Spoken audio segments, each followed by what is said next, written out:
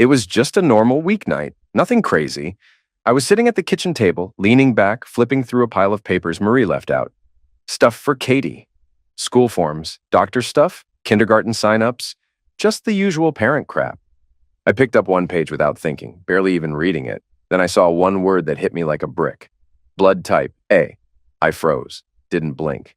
Felt like the room shrank. Could have been 10 seconds. Could have been a whole minute. I just kept staring at that one letter. Then I stood up, walked straight to the hallway closet, pulled out the old envelope from last summer, Red Cross blood drive. Marie and I had gone together. We joked about it being our good deed. They gave us those little cards. Mine, B, hers. OB and O don't make A, not ever. That meant Katie, my daughter, wasn't mine, biologically at least, and I know she's Marie's. I was there when she gave birth. I held her damn hand. So, yeah, someone else with A blood had been in my bed, with my wife. Around the time Katie was made, the kids were already asleep. House was quiet. Marie was probably upstairs watching one of her crime shows like always. I grabbed a beer from the fridge, walked out to the porch, sat in that old chair under the light, just held the bottle and stared into the dark. How was my marriage, really? If you'd asked me yesterday, I would have said it was fine, not amazing, not awful, just in the middle. Normal. Some good days, some fights, a lot of stress. But that's just married life, right? But now, looking back, I saw it clear. It wasn't time wearing us down. Something changed. 6 years ago, right when Katie would have been conceived, Marie started acting weird. Not huge stuff at first, just little things. One night she came home late, said it was work, didn't even kiss me, went straight to the shower, locked the door, stayed in there forever, barely said a word all night. Next day, same thing, cold, distant. I felt it, but brushed it off. Figured she was just stressed. Then the day after, total flip. She came home early, brought takeout, lit candles. Wore that red sweater I loved. After dinner, she dragged me to bed like she couldn't get enough of me. We were all over each other, like we used to be. It felt intense, like she was trying to fix something without saying it out loud. We did it again the next morning, and the night after that. Then, gone. The warmth, the zex, the attention, back to cold, quiet, long showers, late nights. Barely touched me. Some days she'd snap back, laugh, kiss me, play with my hair. The next day, nothing, not even eye contact. Drove me nuts. I asked her, calm at first, then more serious. Something wrong? Are we okay? What's going on? She always said the same thing. I don't know, Bill. I think I'm just tired. Sorry. After a while, it all just leveled out into this cold, dull routine. No more kisses, no more hugs. Zex maybe once a week if I pushed for it. Sometimes I joke, hey, feel like getting wild tonight? She'd just roll her eyes. If I pushed harder, she'd give in. But it was like she wasn't even there. I remember thinking, is this what marriage turns into? Because if it is, damn, it sucks. When Marie got pregnant with Katie, I pushed all my doubts aside. We were having a baby. That was all I cared about. We painted the room, argued over names, cried at the ultrasounds. I believed in the life we were building. And when Katie was born, tiny, perfect, I thought, this is it. This is what life's about. Even after she was born, when we were exhausted and short with each other, I figured it was just new parent stuff. Then Brian came along a few years later. Same cycle. We weren't Bill and Marie anymore. We were just mom and dad. And I told myself that's how it goes. But now I knew the truth. That weird stretch 6 years ago, that's when she started sleeping with someone else. That's why she acted so off. Cold. Silent. Those endless showers at night, she was washing him off. And when she suddenly got all sweet again, lit candles, jumped into bed like old times, that was guilt. Trying to make it right in her head. Trying to pretend it wasn't cheating if she still touched me too. But it was. All of it. I sat out back in the dark, beer in hand, heart pounding like a damn drum. I wasn't just shocked anymore. I was angry. She didn't just cheat. She didn't just lie. She handed me someone else's kid and called it love. Every day, she looked me in the eye, knowing what she'd done. And now the question hit me like a brick. What if Brian isn't mine either? If I was the type to blow up, I'd have stormed in, thrown the papers in her face, screamed every word I knew, and told her to pack her crap. But it's not that simple. Because 2 kids were sleeping upstairs, 2 little faces who called me dad, and I loved them more than anything. So I just sat there, staring into the night, stuck in this mess. Truth is, I didn't care about DNA. Katie and Brian were mine in every way that mattered.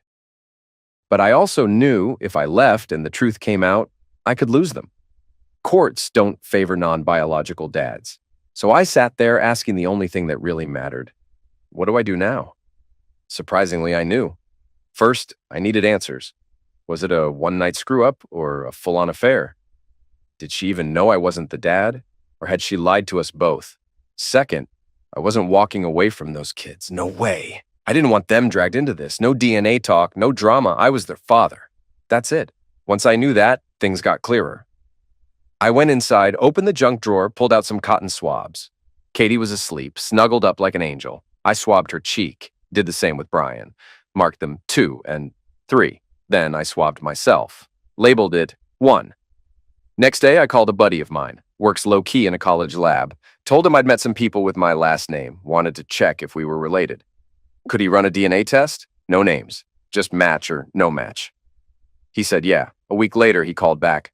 "Hey, Bill," he said like it was nothing. "So you're 2 and 3. They're full siblings, no question. But you're 1. Doesn't match either. Sorry, man." I hung up and just stood there. That was it. Both kids, same mom, same dad, not me. Whoever Marie had been with, she didn't just screw up once. She had 2 kids with him, and I was the guy raising them. But here's the thing, I still didn't know if she knew. Maybe she thought I was the dad. Maybe she wanted to believe it, only one way to find out. That night, she was doing dishes. Her back turned to me at the sink. I leaned against the doorframe and kept my voice calm. "Hey, babe," I said. "Quick question." She didn't turn around. "What's up?" "I was talking to a guy at work. He's got a friend doing some biology research. Family DNA studies, real hush-hush. They're looking for samples from related people. I told him I could get swabs from all 4 of us." Still scrubbing dishes. Didn't flinch yet. "I already got the kids while they were sleeping," I added. "Thought we could do ours tonight before bed." That's when she froze. For just a second, her whole body stiffened. She almost dropped the frying pan she was holding. Then, like she caught herself, she went back to rinsing. But I saw it. That panic flash. After a long pause, she turned around, her voice suddenly cautious. "Bill, I don't really like the idea," she said. "I mean, who is this guy? What happens to our information once they have it? How do we know it stays private?" I started to push back, but she cut me off. "No, I just don't want to do this," she said sharply. "Tell your coworker we're not interested. It's a no from me." I nodded like I didn't care. "Sure, babe, it's fine." But inside, I knew. Her reaction said it all. She knew. Now it was about figuring out everything else. Who she slept with, when it started, how long it went on, maybe even why. Though at this point, I wasn't sure that would even help. I needed time. I needed to search the house without her around. And a perfect opportunity was already on the calendar. Saturday, we were supposed to go visit her parents. When the day came, just a few minutes before we were supposed to leave, I grabbed my cell and went into the bedroom, called the house phone, picked it up and faked a one-sided conversation. When I walked out, I put on my best "I'm so sorry" face. "Babe, bad news, emergency at work. They need me for 4 hours. If I don't handle it, things are gonna blow up." She rolled her eyes and slammed a drawer shut. "Seriously, Bill? My parents are counting on this. The kids are excited." "I know," I said gently. "I'm really sorry, but this is huge. You take the kids. Tell them I'll make it up next weekend. I'll have dinner ready when you get back." She grumbled, but gave in. A few minutes later, I watched the car back out of the driveway. I had 4 hours. First instinct was to skip the obvious stuff. Kitchen, bookshelves, the living room. Nothing would be hidden there. I didn't bother with my side of the bedroom either. Went straight for her dresser, opened each drawer carefully. In the bottom drawer, buried beneath old scarves and winter socks, I found something that didn't fit the usual pattern. A matching red and black lingerie set. Hot as hell. Definitely new. And I had never seen her wear it. Not once. Noted. Next, I hit the attic. I had a gut feeling about that space. It was the kind of place people shove away things they don't want anyone finding. It was the usual chaos. Dusty lamps, old chairs, boxes of books, some junk we hadn't touched in years. But then I spotted 3 boxes off to the side that looked different, less dusty, like they'd been moved recently. I dug in. Bingo, they were hers. Old letters, notes from college, birthday cards from friends. Nothing scandalous until I got to the bottom of one. That's where the truth was hiding. Tucked under the sentimental fluff was a stack of folded papers and 2 unmarked VHS tapes. The letters were from a guy named Harry. No sugarcoating in those notes. They were blunt, graphic, dirty. Not just flirty, it was full-on sexual. Things he wanted to do to her, things she'd apparently done to him. I stood there holding those tapes, the letters spread out on the attic floor like crime scene evidence. 20 minutes with those letters was all it took to connect the dots. The truth hit like a steel bat to the chest. Marie had been screwing around with Harry, her boss, not a fling, not a one-time mistake. The whole thing started about 3 months before Katie was even conceived, right around the time Marie began acting like a stranger at home. The notes didn't beat around the bush. They were blunt, nasty, and graphic as hell. There was nothing remotely tender in them, just control, lust, and instructions. Harry wasn't just some guy. He was running the whole show. This was some dominant, submissive power trip. He told her what to wear to the office, how to act around me, and exactly what he'd do to her the next time she stayed late. Some letters straight up congratulated her on giving birth to his kids, and then laughed at me for raising them like some clueless idiot. He literally wrote that. Called me a dumb fool with no idea he's raising another man's family, and he had no intention of ever stepping up. Nope, Harry had his own life, a wife named Caroline, sweet woman from what I'd heard, and 3 kids of his own. From the outside, he looked like your typical family man. I guess Caroline was just as blind as I was.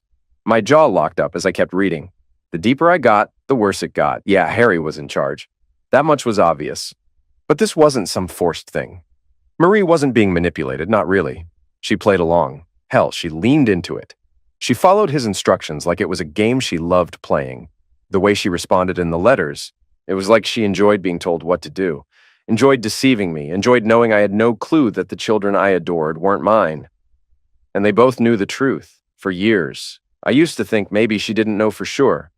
Maybe it was a one-time screw-up she was ashamed of. But nah, she knew damn well Harry was the father, and what's worse, they got off on the secret. Keeping me in the dark wasn't just a lie, it was part of the thrill. The letters didn't tell me much about who Marie was deep down. But they told me enough. For over 6 years, she'd been living a lie right next to me, sleeping in my bed, letting me believe we were a family. I was angry before, but this lit a fire in my gut. She wasn't the only one I was coming for. Harry? Oh, he had it coming too. I walked over to the old VCR, popped in the first tape, and hit play.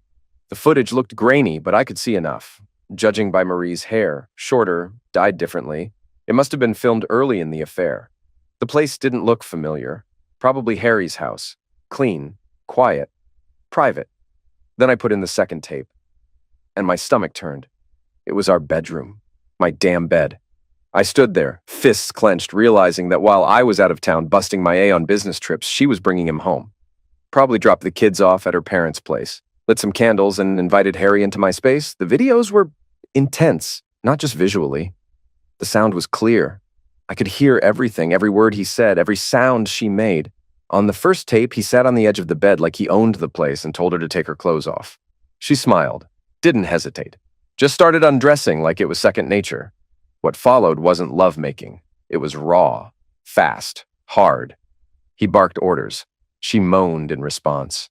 Rough, explicit, degrading stuff. And the look on her face? She loved it. She didn't just let it happen. She wanted it.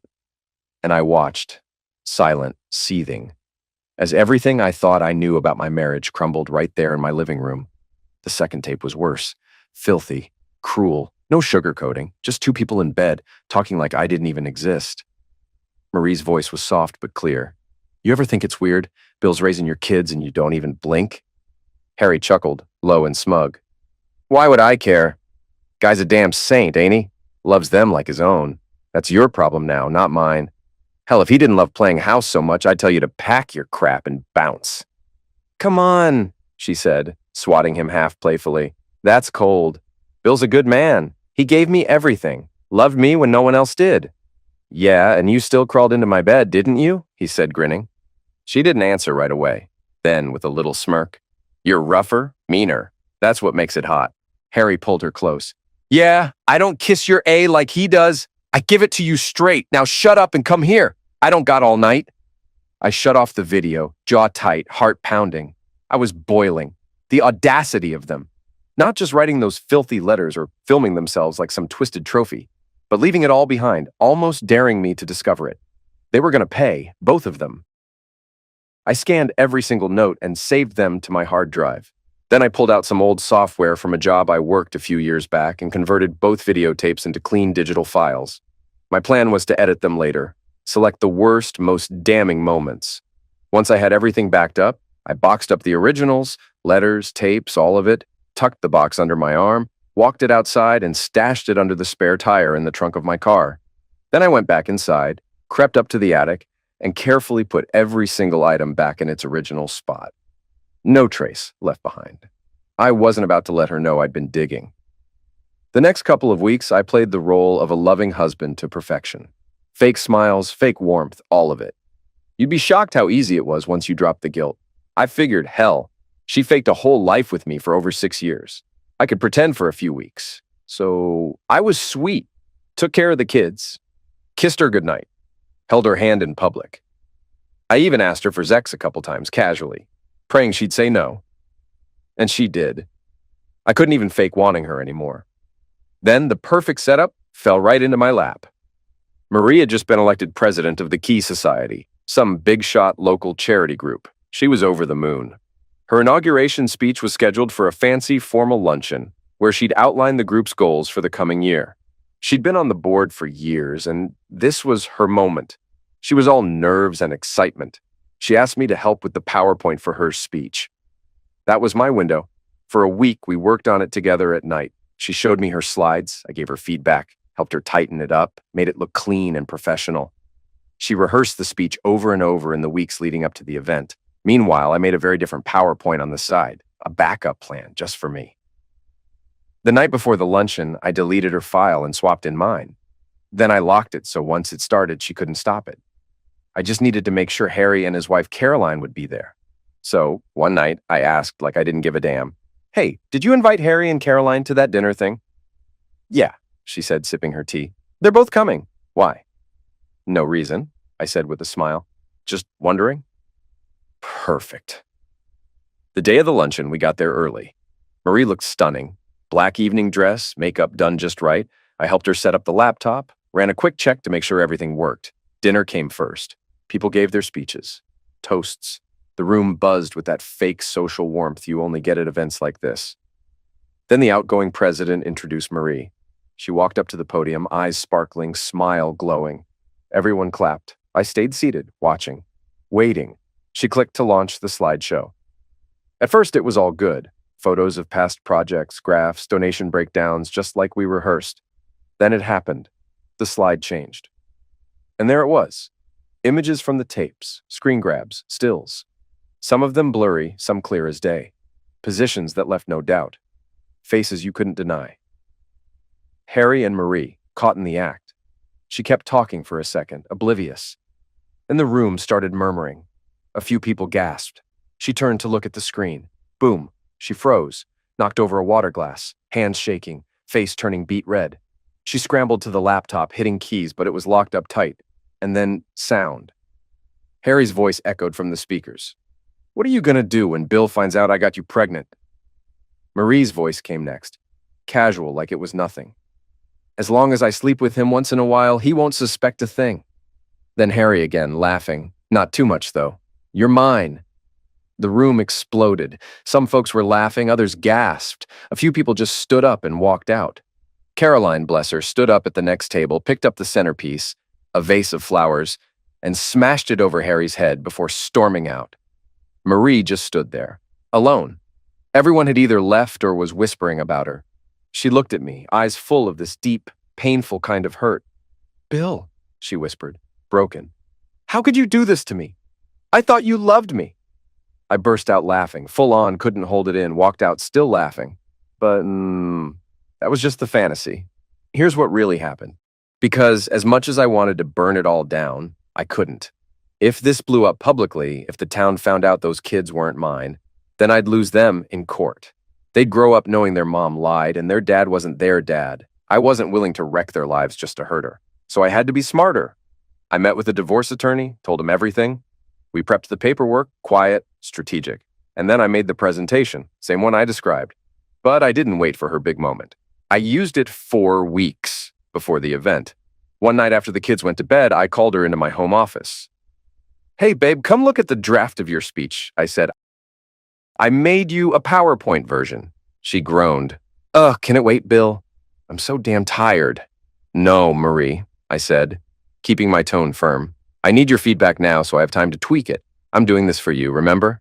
That worked. She dragged herself in, flopped down in the chair.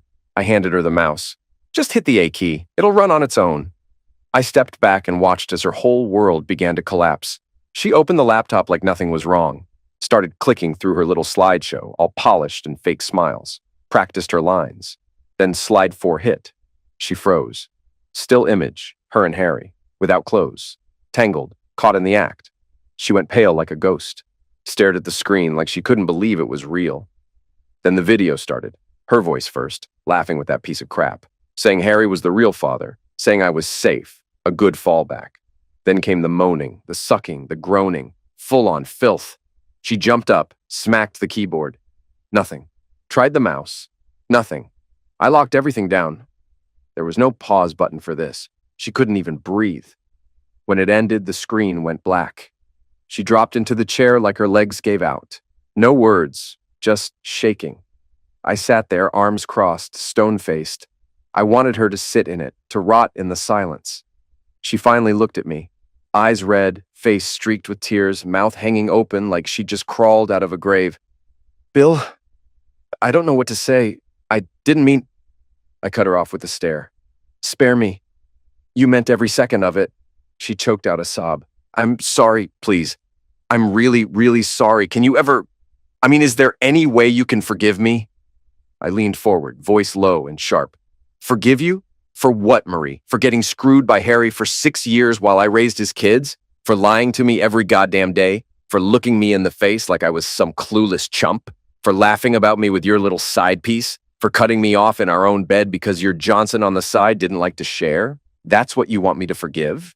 She broke, full-on meltdown, crying so hard she could barely speak. Bill, I swear, I don't love him. I never did. It was just, I was stupid. You're the one I love. You always have been. I let out a cold laugh, no humor in it. No, you love the life I built, the food in the fridge, the bills paid on time, the way I kept everything running while you played house with another man. But love me? Nah, not even close. 'Cause no woman who loves her husband lets him be the goddamn joke of the neighborhood. She shook her head, blubbering, begging under her breath. I sat there and watched. I didn't say a word. Let her cry herself raw. Every second was payback. 20 minutes went by, then she finally sniffled and sat up, eyes bloodshot. What are you going to do now? Are you leaving me? I stood up slow. No, I'm not divorcing you. Not yet. I paused, stared her dead in the face. Katie and Brian, they're innocent. Even if they're not mine. Her lip trembled. But from now on, we're doing things my way, starting tonight. She stared at me like she was waiting for a bullet. Call Harry. She blinked. What? You heard me. Call him. Tell him to drag his sorry A here in 15 minutes. Her face twisted. Bill, he's at home, with his wife, with his kids. He won't... Don't care, I said, cutting her off like a blade. I said 15 minutes, or I burn his marriage to the ground tomorrow morning. I'll send the tape to his wife, his boss, his church, and every PTA mom on their street. She looked at me like I was a stranger, afraid, maybe, of the ice in my voice. Good, she should be. Without saying a word, she turned and walked into the kitchen, picked up the phone with a shaky hand, and called him. Didn't take long. 10 minutes later, Harry showed up, sweaty, twitchy, trying to play it cool, but failing miserably. He gave me this fake little grin like we were going to talk about the weather. Office. Now, I said. Both of you, sit your cheating A's down. They obeyed, like 2 kids sent to the principal. I sat behind the desk, calm, collected. All right, Harry, here's the deal. You've been screwing my wife for 6 years and making me look like the dumbest fool in town. That ends today. And guess what? You're going to pay. Big. He opened his mouth to say something. I raised my hand. Shut it. You'll talk when I say. I opened the laptop, pulled up the file. Didn't say a word as I hit play. Photo, video, voices, moans, the truth, all of it. He watched himself ruin my life on a loop. When it ended, no one moved. Just silence. Thick, choking silence. I leaned forward. Now here's how this is going to go. You're going to do exactly what I tell you. No backtalk, no crying, no bullshit. You screw this up, your wife gets a private premiere of that little film. You got me? He didn't speak. Just clenched his jaw and nodded. Good boy. I pulled out the first paper and slid it across the desk. This says you're Katie and Brian's real daddy. You'll pay child support. 10 grand per kid per year until they turn 21, plus 100 G's each when they hit college, all in a trust. I control it. You don't get a say. He shot out of his chair, red-faced. Bill, what the hell? This is crazy. You can't just... I stood up too and shoved him back into the seat. Sit the hell down, Harry. You think I'm playing? You think this is a negotiation? It's not your show anymore. You gave that up when you started screwing my wife behind my back like a coward. Marie gasped, but I didn't even look at her. She was wallpaper now. I kept going. Next doc gives me the right to adopt the kids legally. Both of you will sign. I'll get her signature after you bring it back. You got 48 hours. Harry opened his mouth again, but I wasn't done. Third one. Parental rights? Gone. You never mention you're their father to anyone, not even your priest. Then I laid down the fourth one. This one says you sexually maltreated my wife, says she gave in to your pressure, and you coerced her into an affair. Harry lost it. What? That's bullshit. She was all over me, man. She wanted it. I stared him down, voice low and lethal. Yeah? Doesn't matter. Marie's gonna sign it. That's the deal. She signs. I don't divorce her. If not, I bury you both. I turned to Marie. Clear? She looked like she was gonna pass out, didn't answer. I grabbed the doc and shoved it in her face, handing her a pen. Sign it. She was trembling, silent. Then, slowly, she signed. Good. Now listen, Harry, I'm not stupid. You try to run, hide, get slick. That video hits your wife, your job, your kid's school. Hell, I'll staple it to a billboard if I have to. I stared him down, voice like a loaded tool. You even think about taking me out. I got backups with people I trust. You touch me, you're finished. He nodded, mouth shut tight. I stood up, walked over to Marie, and grabbed her hand. Back to the office. She followed me, legs like jelly. I sat her down. You're safe. I'm not going to touch you. She looked up at me, eyes full of tears. Jesus, Bill, what's gotten into you? How could you do this to Harry? I blinked, like she just slapped me with a dead fish. What? You're scaring me. You're acting like a monster. I leaned in close, cold as death. No, Marie. You and that fool made me this way. You lied. You screwed him. You laughed behind my back, and now you're crying because I fought back? Nah, don't play the sufferer. You're not scared of me. You're scared I finally stopped being your doormat. She lowered her eyes, face red. You're so angry. You're not the same man. I didn't say a damn thing, just sat there, letting the silence choke her out. She squirmed, eyes bouncing around the room like she wanted to disappear. Then I finally spoke, calm, low, and sharp like a blade. Marie. She flinched at her own name. Good. I said I'm not divorcing you, but don't get it twisted. This ain't some fairy tale second chance.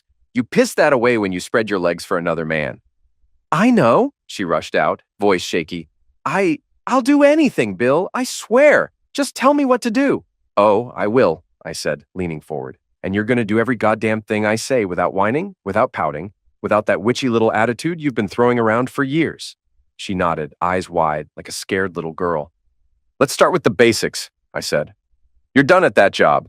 2 weeks to find a new one. I don't give a damn where. Fast food, janitor, whatever. But you're never setting foot near Harry again. Not in person, not over the phone, not through a freaking email. He doesn't exist anymore. Got it? Yes, I understand, she stammered. Next, I said, voice flattening.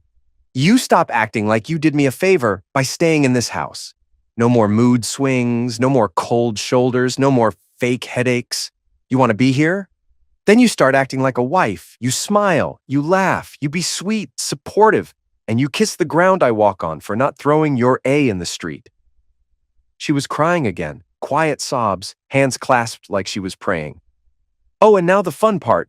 I leaned in, eyes locked on her. All that wild little Zex kitten crap you kept locked away for your side Johnson? The lingerie, the dirty talk, the rough stuff? I own that now. You gave the best parts of yourself to him and left me scraps, no more.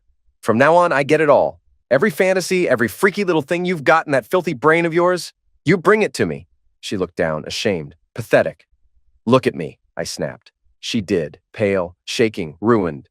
You say you love me, then prove it every night. However I want it, no more excuses. You're mine now. Not because I begged you to stay, but because you begged me not to throw you out like garbage.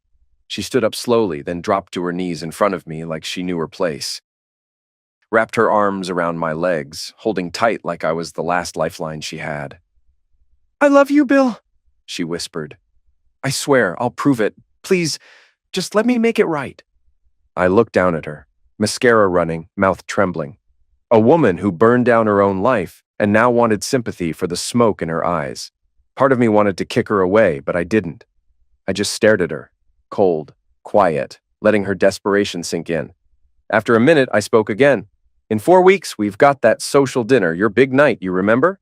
She nodded without lifting her face. "Good," I said. "Use that time wisely. Be the wife you were supposed to be. Do everything I say. And maybe, I won't burn this whole thing to the ground in front of everyone." I grabbed her chin, forced her to look at me. "What do you say?" Yes, Bill, I will. I'll be perfect. I'll be whatever you need me to be." "You're damn right you will." She started kissing my hands, my arms, desperate like a crackhead begging for one last hit of mercy. Then she stood up, wiping her face. "Give me 10 minutes to clean myself up," she said softly, "and I'll come back. I'll start fixing it, I swear." As soon as she walked out of the room, I leaned back in my chair, arms folded behind my head, a quiet grin spreading across my face.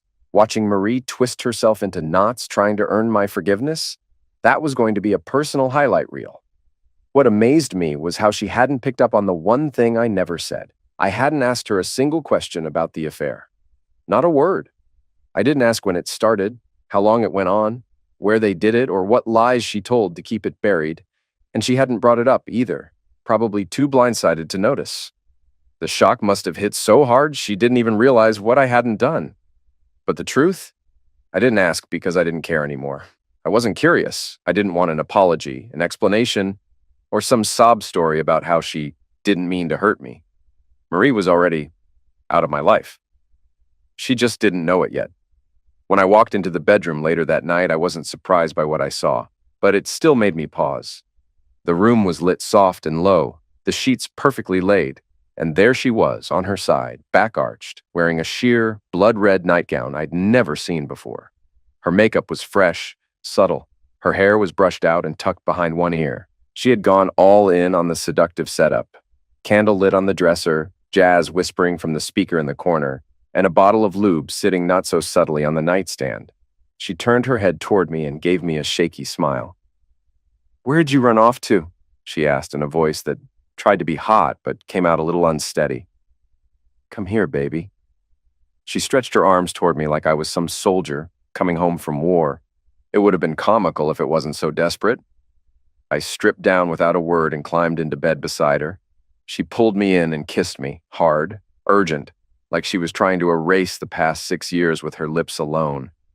Her body was on fire, squirming under mine like she hadn't been touched in years. Maybe it was real. Maybe it was guilt. Maybe she was just trying to hold on to what she thought she was losing. Whatever it was, I let it happen.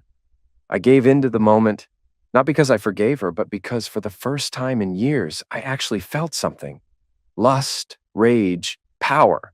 It all blurred together. She took control quickly, riding that line between sultry and desperate. I rolled onto my back and let her have her way. That seemed to make her even more eager.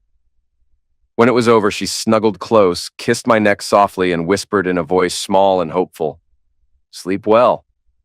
I closed my eyes and smiled in the dark. Not because I felt loved, but because I knew exactly what I was doing. And it kept going. The next morning, she woke me with a kiss and that same nervous energy, except now it had morphed into domestic enthusiasm. "You hungry?" she asked, brushing her fingers down my chest. "How about a little something before I make breakfast?" "Something below the belt," she added with a wink, trying to play it cool. And I'll say this, breakfast was excellent. Eggs, bacon, even pancakes. She was running around the kitchen like a woman possessed, packing the kids' lunches, cleaning as she moved, humming some song under her breath like she hadn't just had her world blown to pieces. Katie and Brian were giggling in their pajamas, sipping juice, and for a moment the whole picture looked normal. That night, she made some new dinner recipe she'd found online. Chicken wrapped in prosciutto with lemon cream sauce or something like that. The kids weren't into it. They pushed their plates away and begged for hot dogs and Kraft mac and cheese, but I ate it with a smile. And Marie? She didn't snap or roll her eyes like she used to. She just handled it, cleaned up, bathed the kids, read them bedtime stories. And once they were asleep, she pulled out a different set of lingerie. This one, black and lacy, like something out of a magazine, and pulled me into another slow, sensual session. She kept it up, every day, no breaks. Every morning, she greeted me like it was Valentine's Day. Every night, she turned into a woman trying to win a beauty pageant in the dark.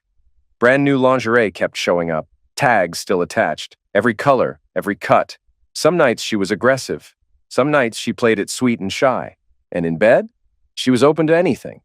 She went through positions we'd never tried, whispered things she never used to say, explored fantasies we hadn't even touched before. We looked like the poster couple for second chances, but here's the thing. Beneath all that picture-perfect effort, I was dead inside. I didn't trust a single word she said, didn't believe 1 second of her affection. The truth? I wasn't responding to her love, I was executing a strategy. And everything was unfolding exactly as planned. Harry sent back the signed legal papers within 48 hours, just like I knew he would. I had Marie sign the adoption paperwork too, told her it was a fresh legal start, just paperwork to protect our family. She signed without blinking. I handed it to my lawyer the next morning, quiet, efficient. 10 days later, the court finalized it. On paper, I was now the legal father of Katie and Brian. No DNA test could take that from me now. Step 1, locked in. Next came the divorce prep. We started drafting papers immediately, set timelines, ironed out custody plans on my terms. And then came Denise. It was a random Tuesday when she showed up at my desk. Denise Reynolds, late 20s, flawless skin, sharp eyes, the kind of woman who knows her power but doesn't flaunt it. We'd worked on a few marketing projects over the years, always kept it professional. She'd flirted a little here and there, but I never acted on it. Until now. She leaned against the cubicle wall and tilted her head, giving me that curious look. Bill, what's going on with you lately? She asked. You been hitting the gym or something? You look younger. I laughed. No gym. But thanks, I'll take it. Then without thinking too hard, I said, there's actually a lot going on, but it's not something I can explain here. You free for lunch? She didn't even hesitate. Sure, let's go. We grabbed salads and took them to a park bench under the sun. It was quiet, breezy, peaceful. Midway through lunch, I gave her the short version. Things at home are rough, I said, stabbing at my grilled chicken. Turns out my wife's been having an affair. Her boss. Denise blinked. Whoa, damn, I'm sorry. I nodded. Yeah, I caught them, dealt with it. Now she's doing everything she can to fix things. I lowered my voice. She thinks I'm staying, but I'm not. I've already made the arrangements. I'm just letting her play house until the time's right. Meanwhile, I'm living like royalty. That's probably the glow you noticed. Denise stared at me for a moment, then smirked. You know, when I found out my ex was cheating, I collapsed, cried for weeks, couldn't get out of bed. You turned it into a strategy. Yeah, I said. This time I'm finishing it on my terms. Then I paused, took a risk. And to be honest, one of the few perks of knowing I'll be single soon, I don't feel guilty saying this. You've always had my attention, Denise. I smiled at her, and she blushed, just a little, then looked away before glancing back at me with a nervous half-smirk. Damn, Bill, you really just put me on the spot. I didn't see that coming. Sorry if I caught you off guard, I said with a quiet grin, but it's true. You're smart, funny, drop-dead gorgeous. I've had a thing for you for a long time. Just never had the right moment to say it. And what do you think? Saturday night, you and me? There's this cozy Italian spot down by the river I've been dying to try. She stared at me, her expression shifting from amused to serious. Look, she said slowly. I like you, Bill. You're easy to talk to, and you've always treated me with respect. But I gotta ask, can I actually trust you? Is your marriage really over, or is this just some polished line to get me in bed? Don't take it the wrong way, I've just heard it all before. Denise, I said, meeting her gaze, you know me. I've never once crossed a line with you. Ever. I'm in the process of ending it with Marie. Divorce is already moving. In 2 weeks, it'll be done. I'm not looking to play games here, but if this is too soon for you, or if you'd rather keep it professional, I'll get it. I won't push. I'd just be a little disappointed, that's all. Her serious expression softened. Her lips curled into a warm, deliberate smile. Well, she said slowly, you made your move, and I'm saying yes, before you get cold feet. She locked eyes with me, and there was this quiet little pause. I leaned in, not rushing it, and we kissed. Slow, soft, gentle. It wasn't wild or hot. It was the kind of kiss that made a promise without saying a word. When it ended, I smiled at her like a kid who just got his favorite toy back. Later that night, I stood in the doorway and dropped it on her, straight, no warm-up. I won't be home Saturday night. She looked up from the couch, confused. What? I've got plans, I said. And no, I won't be alone. She just stared. Pale, like her heart stopped. Bill, her voice shook. Please, don't do this. I've been trying. You know I've been trying to fix it. I've been doing everything you asked. How can you just walk out like that? I stepped closer, dead calm. Because, Marie, I don't owe you, damn. She flinched, like I slapped her. You broke this, I said. You screwed some clown behind my back for 6 goddamn years, lied every day. Let me raise his kids like a fool. And now you want tears because I'm going out for one night? You kidding me? Her eyes filled with tears, bottom lip trembling. But I've changed. I've been faithful. I've been working my A off to fix this. Yeah, I cut in. And what? You think a few months of acting like a wife makes it all go away? That crap don't even touch the surface. You dug a hole so deep, you don't even see the top anymore. She reached for me like she was going to plead. I stepped back. You had 6 years to be loyal. 6 years to love me. Now it's my turn. She shook her head slowly. Are you going to sleep with her? I looked her in the eye. No blink, no hesitation. Not yet, but I could, and I just might. She broke, right there. Tears started falling, her voice cracking into pieces. That's cruel, Bill. Cruel, I snapped. No, Marie, cruel was you spreading your legs for another man while I was making dinner for his kids. Cruel was you letting me kiss you goodnight while he was still on your breath. You don't get to cry now. She looked down, hand shaking. You feel that sick, twisted, hollow feeling in your gut right now?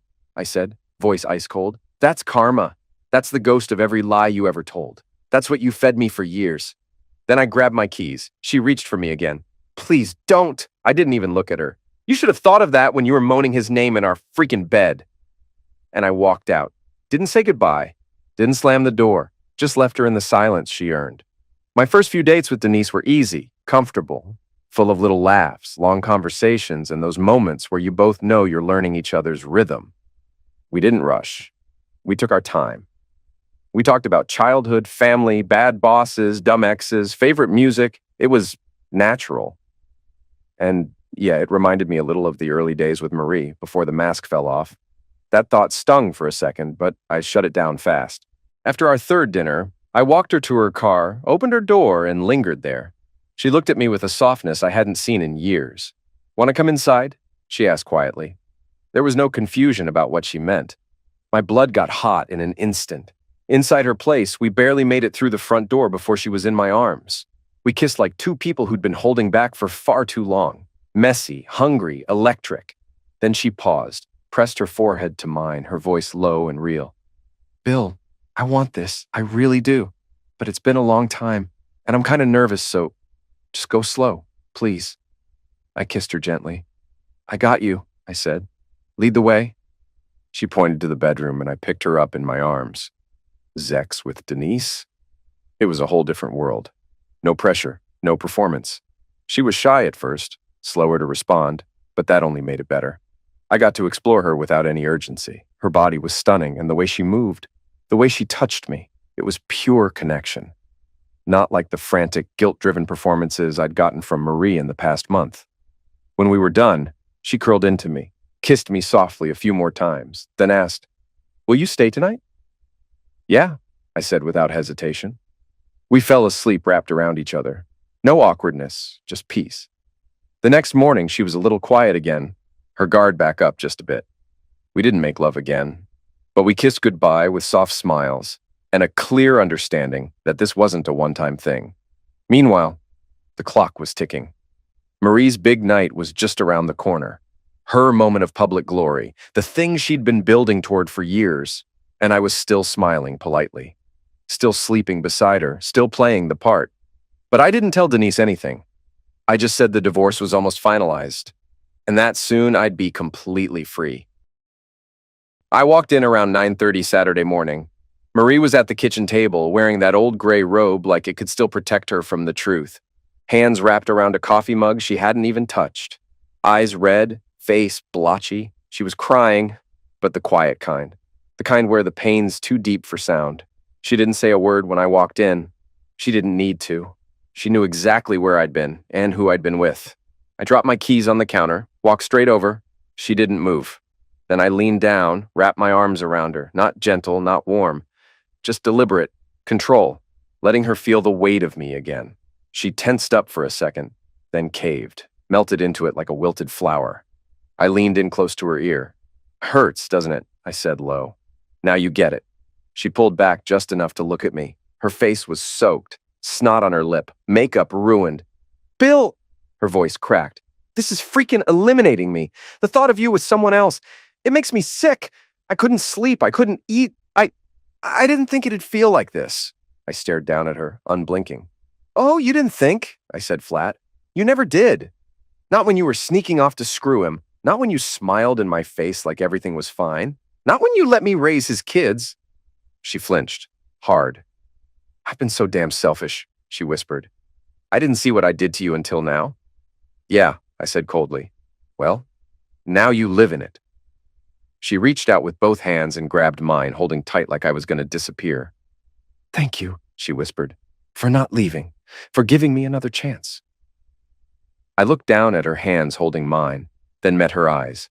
I didn't smile, didn't nod, didn't say a word, because I wasn't giving her comfort. I was giving her consequences.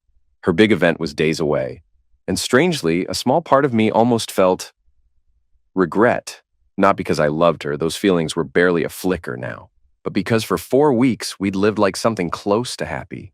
The affection, the laughter, the zex, it was all good, but it didn't matter. No matter how sweet the act had been, it was still built on a lie, and I couldn't forget that. While I'd been helping her with the visuals for her charity presentation, I'd quietly created a second version of the slideshow, almost identical, in structure to the one I showed her weeks ago. But I made sure to pull out the pieces that exposed Harry as the father or tied anything to the kids. That part stayed buried. The rest? Still in there. It started with some innocuous-looking photos. Then slowly it unraveled into something no one in that room would ever forget. I had also programmed the laptop to launch her correct presentation just as expected, but with a special hotkey, one only I knew. A simple combo that would instantly lock her out and switch to mine. Seamless, irreversible. Each time she nervously asked if the other file was gone for good, I gave her my most comforting smile, looked her in the eyes, and said, "Of course it's gone, sweetheart. You've got nothing to worry about." Then I'd even open the right file to show her. She never suspected a thing. Those last few days at home were oddly peaceful. Marie had finally settled down. The panic was gone, replaced with a quiet confidence, like she truly believed she was pulling me back in. Her touches were soft again, her kisses slower, still loving, but no longer desperate.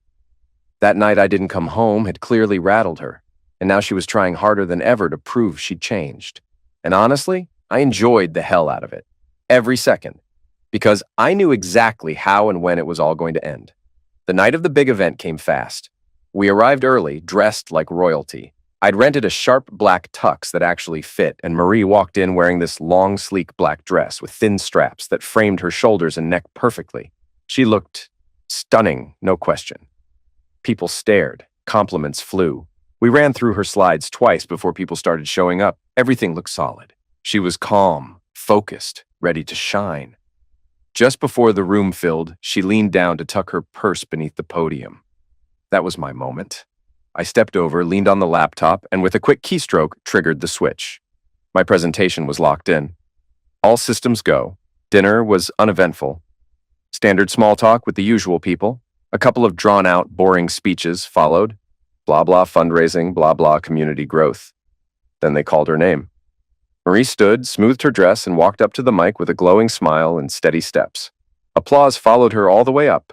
She looked composed, proud, like this was the payoff for everything. She got through exactly 54 seconds before everything fell apart.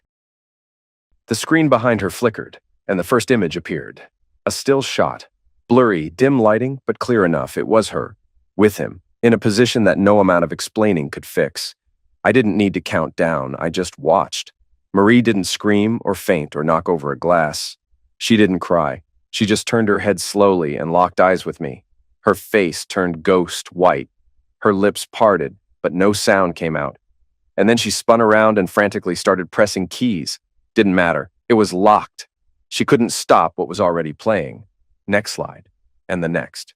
Each one worse than the last. Then came the video. Sound and all. Harry's voice cut through the quiet. "You think your husband suspects anything?" Then Marie's voice whispering, "As long as I give him enough to feel loved, he won't look too hard." The silence broke like glass. There were gasps, mutters. Someone near the back shouted something vulgar. She didn't respond. She just sagged, shoulders down, head low, face burning red as the noise grew louder.